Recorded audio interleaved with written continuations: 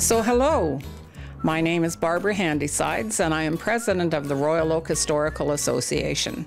And today we're here visiting Maurice Hunt, one of our members, and we're going to find out about his family and how long they've been here in the Royal Oak area and what Maurice did as a young fellow growing up to the present day. So Maurice, thank you for having us in your home. Oh, you're welcome. And I guess I'm going to start with, when did your family first come to the Royal Oak area? It would have been 1945. And what brought your family to the Royal Oak area? My family, I was born in Vancouver, and my dad had a big chicken farm over there, a huge big chicken farm over there. And then it got a disease and something else, and they had to put the chickens down, so they relocated to the island. Oh. And that's how kind of it started. So yeah. Yeah. Nice. Yeah. Nice. Been here ever since. Yeah, and you lived on West Saanich Road, right? First off, we lived on Pipeline Road, and then moved to West Saanich. And we're there for 15 years, I believe it was. Yeah, and weren't you next to the dog kennels? Yes, Mellish's, Heatherbell Kennels. Heatherbell Kennels. Everybody remembers Heatherbell Kennels. Oh yeah, do they ever? Yeah. So when your dad sold the chicken farm, what did he do for a living when he got to the island? He was a gentleman farmer, and he grew mainly berries, and he had a big apple orchard. We had a cow, chickens, and all that good stuff. So. Wow. Yeah. Who would have known? Yeah, that's right. But there was a lot of them around. I got part of my deal here is some of the farms that were around at that time, and there's not too many left now. So. No, there isn't for sure. No. So it's yeah. That's really interesting. You did go to Royal Oak School, right? I went to the little one. That's how I started off. Grade 1 and grade 2 in the little one, and then grade 3 there was a little bigger one in front of the little school. So I went to grade 3, and then they built a new one down the hill. Right. Yeah. Yeah. And then did you go to Claremont? No. So you graduated from Royal Oak High School? I never graduated. Well, you finished your education. I finished my education there. Yes. Yeah. And you did carry on your education because you became an apprentice, right? Yeah. And just for everybody else's sake, what industry was that in? Well, that was plumbing and pipe fitting. And wasn't it G.H. Burney or something? Yeah, G.H. Burney. That's what I served. I tried to get an apprenticeship, and then I went to work for Babco Paint because I couldn't get an apprenticeship right away. Oh. And then I was still registered with the apprentice board, and G.H. Burney phoned me up. Nice. So I served my apprenticeship there, and Dave Wallace served his apprenticeship there. Yeah, great place. Yeah. Yeah. And you stayed there for most of your career, right? I stayed there for 28 years. Wow, that's pretty good. Yeah. Well, then he got sick, and they sold the business. And I didn't like the way the business was going, so I quit then. And well, after 28 years, it's hard to make a change. Yeah. Yeah, and he was such a super guy. I mean, he was like another father to me. He was. Oh. Yeah, he was. That's nice to hear. Yeah, no, he was unbelievable. Yeah. Yeah. So when you were growing up, what kinds of things did you do in the Royal Oak area, like for activities? Oh, a little bit. There was always something to do. I mentioned here too later on that we used to played a lot of baseball or softball in those days, and build soap boxes. That was kind of cool. Did you race them down West Saanich Road, or where did they race them? No, we used to haul them up to Pipeline Road in Normandy, and we'd start on the little hill on Normandy, and somebody would give you a push, and you go down around the corner and down the hill to the creek. We used to think that hill was a huge, huge hill. Now you drive up there, it's just a little incline. No. Right. So, yeah, when you were growing up, did you have any jobs or anything? Like most of us did berry picking and whatever, but all kinds of stuff like that. Berry picking, cultivating, mowing lawns with an old push mower that I had to use, and apple picking, you name it. And eventually, paper route? I had a paper route as well. Yeah, it was a pretty big route, and then I got 2 more, and then like earlier on that you had to, you're supposed to have all your papers delivered by 7 o'clock. So you deliver your papers and go home to have breakfast and go to school. And I was playing hockey downtown, so it was a little dicey. So I gave half my route to Doug Tribe. Yeah. And then Dave Tribe helped him, so. Yeah. Yeah. So who were your best friends when you were growing up and going to Royal Oak? I had a lot of them.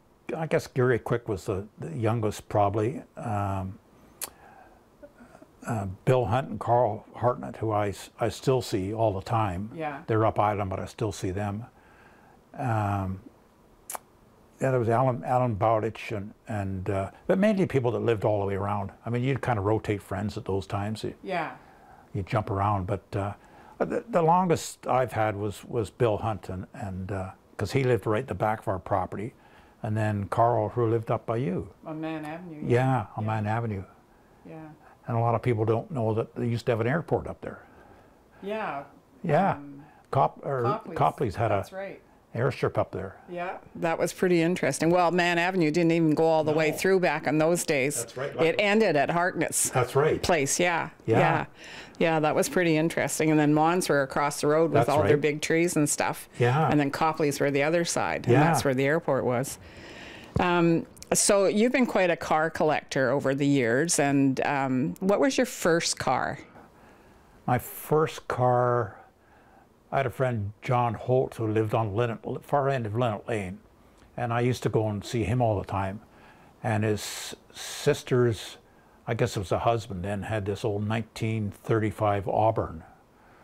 And it was just kind of a shell. I'll show a picture of it later, but eventually dragged that thing home and used to tinker around, lose my father's tools in the grass and all that good stuff. So Yeah, yeah, that was my first car. And that's pretty funny. yeah, yeah.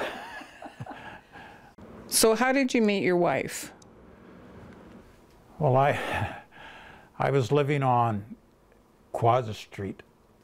We sold West Saanich Road, and we moved to over by Sears Mall and then to Quazza Street. And I hated Ocean View, which was over by Sears Mall, so I used to jump my car and drive to Royal Oak as soon as I got home from work. And I used to go by the Royal Oak Bakery, and this cute little chick always used to be waving in the window. And I don't know how she knew I was coming, maybe the loud pipes of my car or something, but she always used to wave. So eventually I got enough courage and I asked her out. And I think Bill Hunt was renting a cabin at Shawnigan Lake, so I think I took her up there water skiing. But yeah, that's how I met her, so. Awesome. Yeah. Yeah. And how many children do you have? We have two girls, Charlotte and Jeanette. Charlotte and Jeanette, great. Yeah. And you also have some grandchildren. Yeah, two grandchildren, Lily and Noah. Nice. Yeah. Nice. Actually, we got Jeanette's got a step daughter too down in the States. So. Oh, nice. Yeah, she'll be up here. Actually, I think I remember that. But yeah. Yeah. So we actually got three. Yeah. Well, that's nice. Yeah. Because some people don't have any. No. So I know you're very handy. I've seen some of your craft work and some of your skillful things that you've made, and not to mention that you built this house and everything that's in it. What do you do to fill your time now that you're not working? Well, we're on 2.5 acres, so there's always something to do, either cut the field or dig in the garden, or I do a lot of work at my daughter's house on Burnside Road. And I like helping people, so I helped the lady down the road and building stuff. I turn a few bowls here and there on the lathe and take her with the old car. And I didn't know you were turning bowls. Yeah. I remember at Christmas time coming for a visit, and you had that game that you were building, that one thing set another thing off. That was amazing. Do you have one here? No, I usually give them away after these people are so frustrated trying to figure it out. So I usually do one every year for somebody just to mess with them. So. Oh, you should do the next one for me, Mo. I'll do that. That'd be great. So I want to just now ask you some random stuff. And I don't want you to think about it for too long. I just want, you know, first thing that comes to your head. So if I said to you, Beaver Lake or Elk Lake? Beaver Lake. Walking or bike riding? Bike riding. Who was your favorite teacher? Mr. Herkus. Mine too. Ice skating or roller skating? Ice skating. Movie theater or outdoor theater? Outdoor theater. Yeah. We all have so many fond memories of that outdoor theater. It's a shame there isn't one here now. Yeah. One of the other things that I wanted to say, looking back on your childhood, what was the dumbest thing you ever did? Oh, I could sit here all afternoon and talk about the dumb things I've done in my life, but I would say one of the ones that kind of stuck out, we used to rent a little house on Douglas Street across from Vinalman Golf Course. Where we were neighbors. We were neighbors. And a friend of mine, Bob Jury, and I used to work on cars, fix cars up and all that type of stuff. And we were wanting to build a trailer, so we found this old, I think it was an old Dodge on the Indian Reserve, and towed this thing home, and we were going to make a trailer out of it.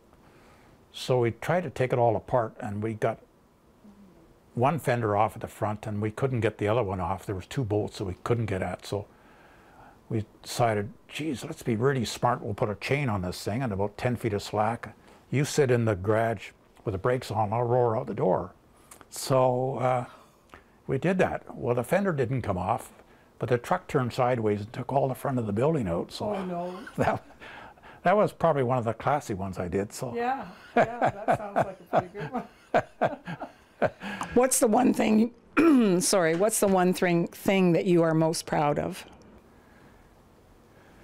Oh, that's two things. My wife to put up with me all this time, be the other one, but the other two things are the one I'm really proud of is my two girls. Yeah. They're the joy of my life, two beautiful girls. They are. Yeah. True. So that's really proud of that. Good, good. Yeah. Do you want to expand? Like, you've been quite the car guy forever. I always remember you with your big flashy cars. Buicks, weren't they? Oldsmobiles. Oldsmobiles. I knew it was a big one. Because you had one when you lived on Douglas Street next to us. Yeah, that's right. Had several there, actually. Had a 1952, which I never should have sold, a beautiful car. Yeah. And I had a 1954 and a 1956 and a 1957. Wow. Yeah. All in that little place? All in that little place, yeah. Wow. Not the 1954, but the 56 I did. And the 57, I traded it really stupidly for my brother-in-law's brother for a 1957 Chev plus $1,000, but I never got paid the $1,000. So. Oh, nasty. You know, yeah, in those days that was quite a bit of money. So. It was a lot of money. Yeah. It was. And you still are into cars, and you have one in the garage that is worthy of mentioning. What is that? That's a 1928 Model A. It's beautiful. It's not stock. It's got a Chev and a Jaguar rear end and all that type of stuff. And haven't driven it for 20 years, but I'm hoping to drive it next year. So oh gosh, again, I hope so too. Yeah, I hope so too. Yeah. Well, you change what your priorities are over the years, and exactly. So I never seem to get time to work on it, but I'm trying to do it now. So yeah, get it going one of these fine days. Well, if you ever want some help, I'm here to cheer you on for sure. I'll put you to work. I would do that too. So. Is there anything else that you would like to share with us? Well, I got kind of a spiel here. A lot of what I've got is what you've already asked me, but I'll repeat it, half it anyway. Okay. Is that okay? Yeah, for sure. I got to use these things because otherwise I can't see. Okay. Oh, there you are. Oh, there I am. Yeah. Okay. A little bit about my family. I was born in Vancouver to Mabel Frances Hunt, which was my mother, and Archie Gibb Hunt, which is my dad. And I had a sister 3 years older than me, and her name was Fran. When I was about 1.5 years old, we relocated to Brentwood, to this island, and ended up in Brentwood, where we rented a house until my parents could find a place to buy. After about 8 months, they found a place on Pipeline Road. The house was on 5 acres just past Normandy Road next to the creek. there was a big old house, a big barn with a loft, and a chicken house. My dad was a gentleman farmer, and my mother was a nurse, but she didn't work until I started school. My dad grew loganberries, strawberries, boysenberries, blackberries, you name it, he grew it. And we had a Jersey cow and chickens and a huge big garden. We did not own a car in those days, so Saanich Freight used to pick up all the berries and take them to the Saanich Fruit Growers Association, which was on the corner of Kitty's Crossroad and V&S. And some of the buildings they're still there today.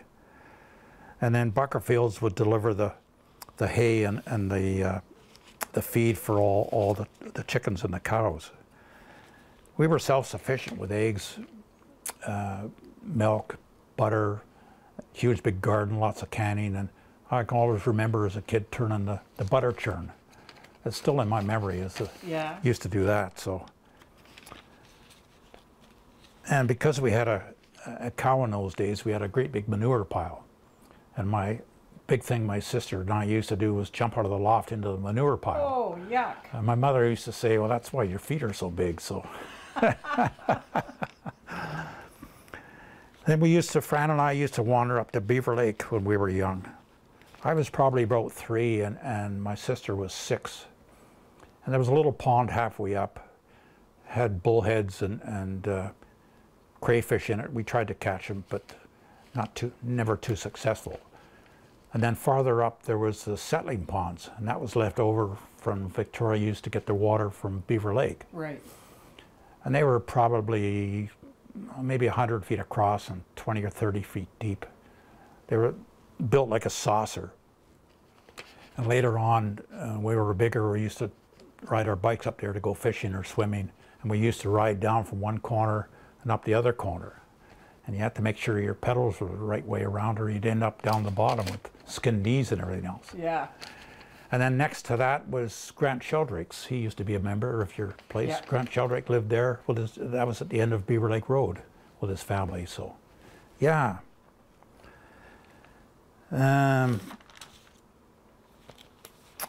It was quite a walk to get to the bus because we didn't have a car. So we used to catch the bus by the municipal hall. So they sold Pipeline Road property and bought a house and 3.5 acres at 4545 West Saanich Road. And this was between Mellish's, which was the Hellebelle Kennels, and the little school. Yeah. And because I was going to start school, my mother went back to nursing, working at St. Joseph's Hospital. And she used to take the bus in the afternoon and then take the last one home, which I think was about 11 o'clock. And then my dad started working for a family called the Merstons. They owned the Oak Bay Beach Hotel, and they owned a big place next to it. And he was a gardener caretaker for those guys. Nice. So they had to buy a car. So they bought it's a little car. It was a 1938 Singer. It was pretty small, but I've never even heard of a Singer. It was an English thing, like an Austin, I guess. But yeah, so it got us everywhere.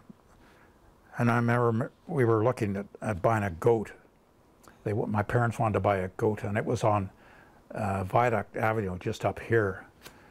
So my mother and father and I jumped in the car and went and had a look at this thing, and they bought it. And I thought for sure the guy was good to deliver it, but no. My father and this guy shoehorned this thing in the back of the car. I don't know how they did it. But then I crawled in and had to hold on to this stinking thing by its collar. And I think I used to think my hair was a hayfield, because it chewed my hair all the way back home. So that was another happy moment. We went camping a few times with this car. My father would sleep in the car and Fran and I outside. Once we took it over that Malahat, my sister and I both cheered because we thought we'd have to push it over the hill. This thing was so slow.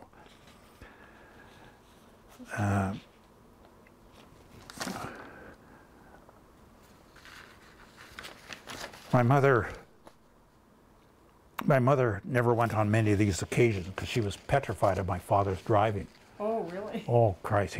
And when we first got the car, I thought she had a brake pedal on her side of the car because we'd pull up to a stop sign, and usually my father was going too fast, and her foot would go halfway through the firewall, and she had one hand on her purse and the other hand on the door handle, ready to bail out if we hit somebody. So, yeah, another memory. And Mrs. Mellish next to us, she had the kennels, but she also was the local music teacher. Right. And I took violin. My sister took piano. I think Gary Quick took guitar. But everybody else took all different instruments. And then, I don't know, it was once a year, but then she'd have a recital up at St. Michael's Hall where you guys hold your deal. Right. And we'd all show off our brilliance of how we could play all these things. So, yeah. Sorry, I missed that. Oh, yeah. No, you wouldn't have missed much. But Royal Oak was a unique little village. It had the municipal hall. The Saanich police were in the basement of the municipal hall, and the Women's Institute Hall was next to that. There was 2 grocery stores then. There was Orchards on the corner of Wilkinson and West Saanich, and Stinson's, which was across the street from the old school. There was 2, and up the road from West Saanich on what was then called East Saanich Road, Mrs. Cooper had a little shed or a stand up there, and you could buy chocolate bars and candy and milkshakes, and I think you could get a few staples like maybe some eggs and a loaf of bread. I'm not too sure, but she was up there. It was kind of a handy little place to have. So. Yeah. And there was 2 gas stations. One was called Modern Service, which the Bleathmans owned. Dick Vardy worked there. Yep. And we always used to be in awe of his race car and go down there on a Saturday to try and wash it for him. And yeah, pretty cool. And then later on, Bob Cuthbert used to pump gas there. So. Oh. Yeah, I pumped gas there for a little bit. I think it was to relieve Bob. He was going away or something. But yeah, and across the street was Wilder's Garage. Harvey Sherman used to pump gas there. Yeah. And down the hill from them was a Shea Ernest restaurant. Right. Which the Ammons owned. Yeah.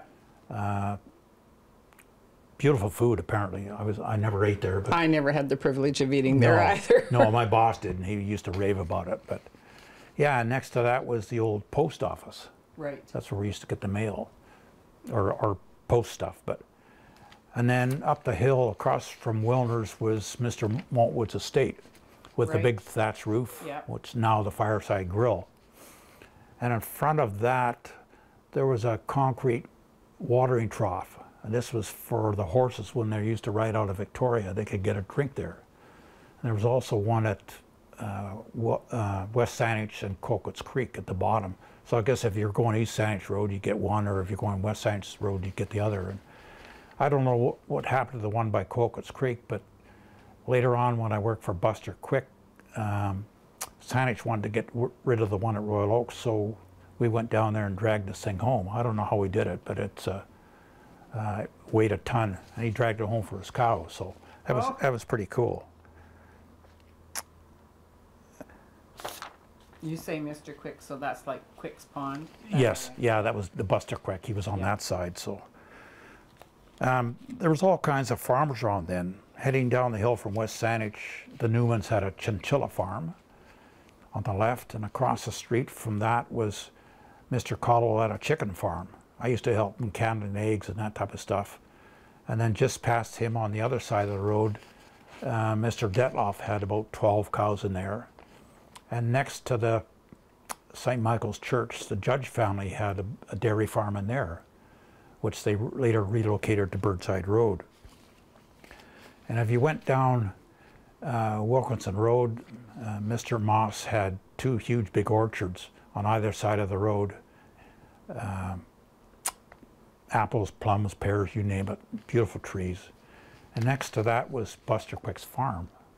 And that spanned from Wilkinson Road all the way over to Markham Avenue. There was about 40 acres in there. Oh, wow. Yeah. I didn't realize it was that large. Yeah, it was a big farm. Yeah. And then across the street from that, Fred Quick lived there, and he also had a couple chickens, I think he had 2 chicken houses. But he used to grow a massive garden. I think he used to feed half a sandwich with it. It was huge. And then if you went down the hill a little farther, the Cuthberts always had chickens down there as well. So there was all kinds of jobs to do. Yeah. There's still a Cuthbert living in that house. I understand that. Enid's son has bought the family. Yeah, that's incredible. Yeah, it's pretty nice. Boy. And then if you went the other way, there was the Rithets farm, which went from Royal Oak to Beckwith Avenue. I got a picture of that, which I'll show you later on, with Mount Doug in the background. And up East Sandwich Road, about where the Commonwealth Pool is, Mr. Hill had berries and produce and stuff. And I worked there when I was a teenager. Did you? Bill Hunt used to work there too. Oh, did he? Yeah. I don't remember him, but yeah, I picked raspberries. Yeah, when you they were had the probably throwing the berries at him. Probably. And when I turned 13, I was lucky to get to work for Buster Quick. That was a dream job. I worked every Saturday and all the summer holidays.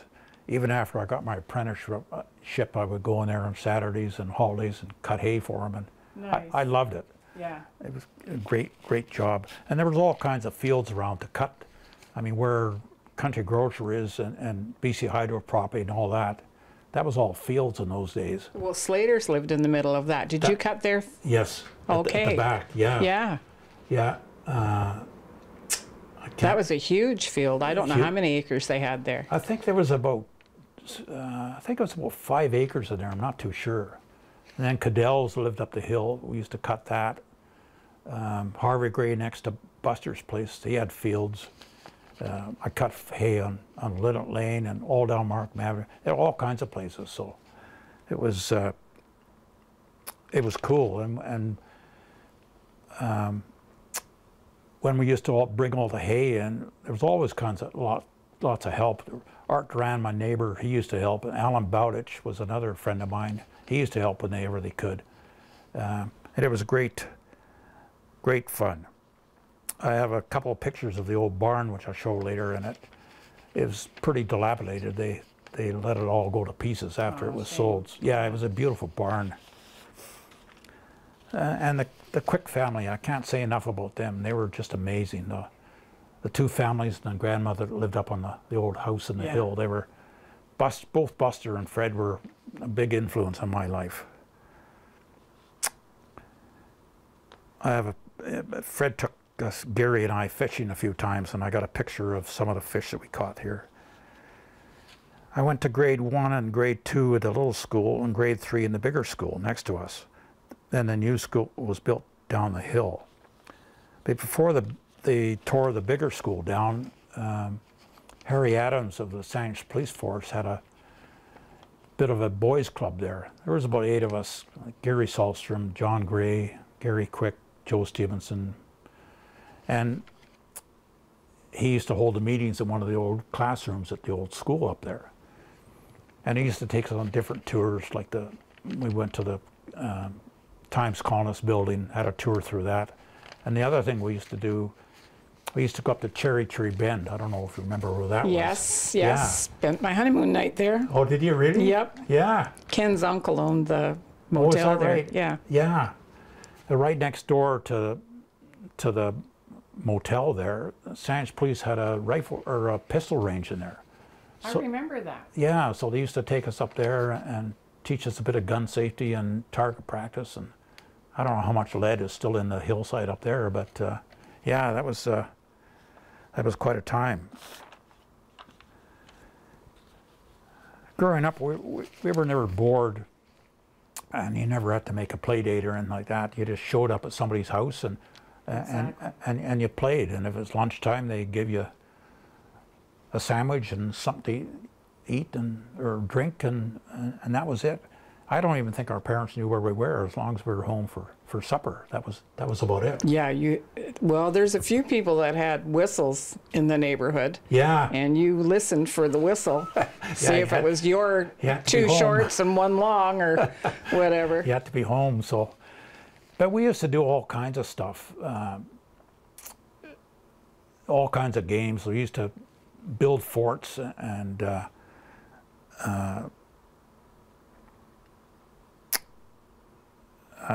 build forts and climb trees. We always had a rope in a tree or something like that, and play simple, stupid games like ante over the roof. I don't know where that came from. Yeah. You remember that? Yes, I do. Throwing a rubber ball over the roof, and somebody would try to catch it.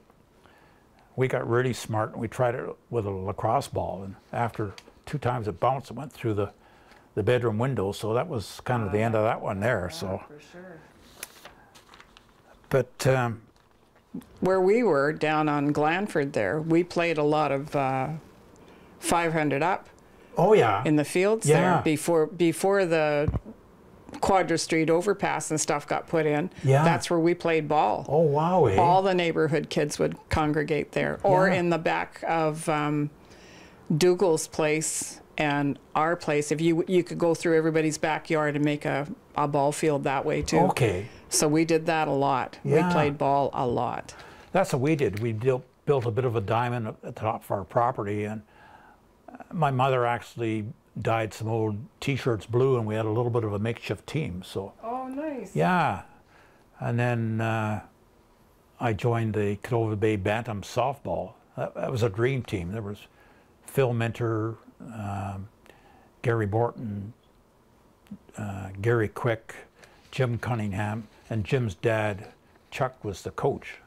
In 1955, we never lost a game, won the the Vancouver Island Championship and the BC Championship. Wow. So that was a cool time. Yeah. Another thing we used to do was build soap boxes, and that was basically a piece of plywood with 2 2x4s, the wheels on the end, and a rope to steer it. And we used to tow them up to Pipeline and Beaver Lake Road and send them down there. So that was always lots of fun. Yeah, for sure. Yeah. I think the weather pattern was different then too, because we always seemed to get snow in the wintertime every year. And we also used to be ice for 2 or 3 weeks of the year. There was always a pond. There was a pond behind Mellish's and Gibson's, and then Rithets used to freeze. But mainly we used to skate. We used to skate at Rithets. Yeah. Or Panama Flats. That Panama was the other Flats was place. another big Yeah. one. But mainly we skated on Quick's Pond. We used to play endless hockey down there and skate at night. Somebody'd have a bonfire, and it was a cool place to go. So Yeah. yeah. And then the other thing I can remember when it was cold was I remember the cream on the milk bottles used to rise above when they were sitting on your front porch. Used to Yeah. freeze, and I can always remember that. I didn't know you were supposed to mix that. And I used to feed it to my firstborn, who ended up being 32 pounds at 10 months because he was drinking straight cream. Straight cream, Yeah, put him on a diet real quick. Oh wow, eh? That's when we were your neighbors. Yeah, that's right. He was a little butterball, that one. And we always had chores to do. Grass cutting with an old power or a push mower, bringing in the wood and stack it in the basement. One of those chores was helping to pick apples.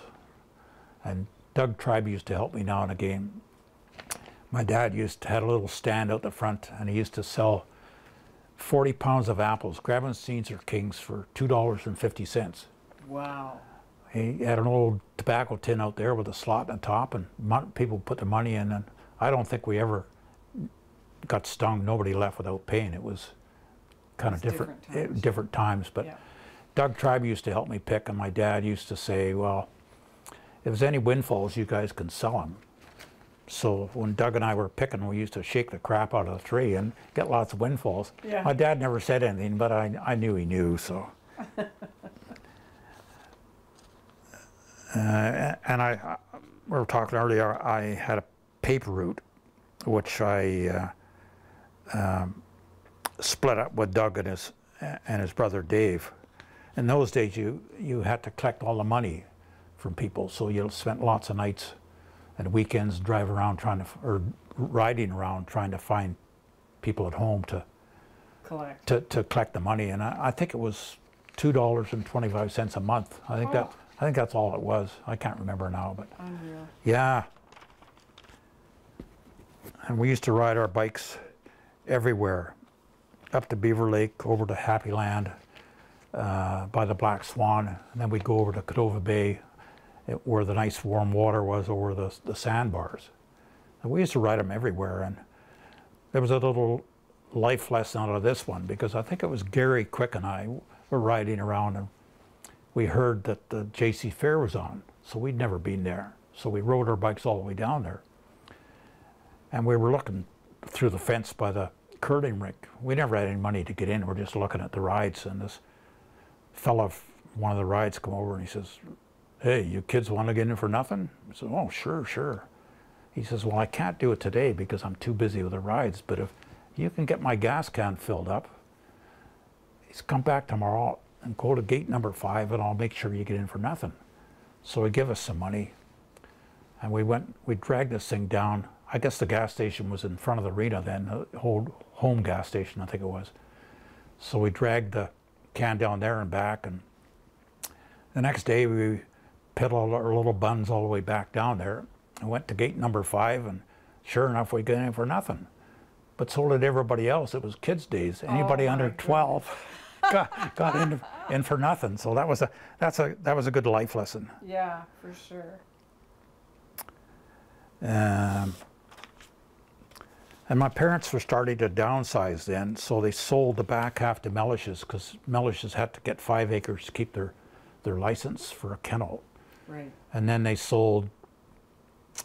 subdivided the rest of it in half, and Duran's built a house in one half. And then they sold the property, and we moved to Ocean View, which was over by Sears Mall. I hated it there. All my friends were at Royal Oak, so I used to jump in my car after work and head back to Royal Oak. And every time I went past the Royal Oak Bakery, which was where the old post office was, this cute girl used to wave at me in there all the time. So eventually I got enough courage to go and ask her out. I think I took her up to Bill Hunt was renting a cabin at Shawnigan, and we went water skiing. Yeah. And soon after that we were married, and we had 2 beautiful girls. Nice. And then we were fortunate enough to scrape some money together and buy some property on Spring Road and build a house there. So we haven't moved too far from when we were kids. No, that's for sure. And that seems to be a common thing. Yeah. People gravitate back to where they were happiest. Yeah, it's amazing the amount of people that have moved away, even up island, and they're still trying to get back here now. Yes. So. But Royal Oak was a unique place to grow up in. You knew everybody. It was a great place. But I think a big part of it was the era that we grew up in. Oh, I think so too. You could for never sure. duplicate that.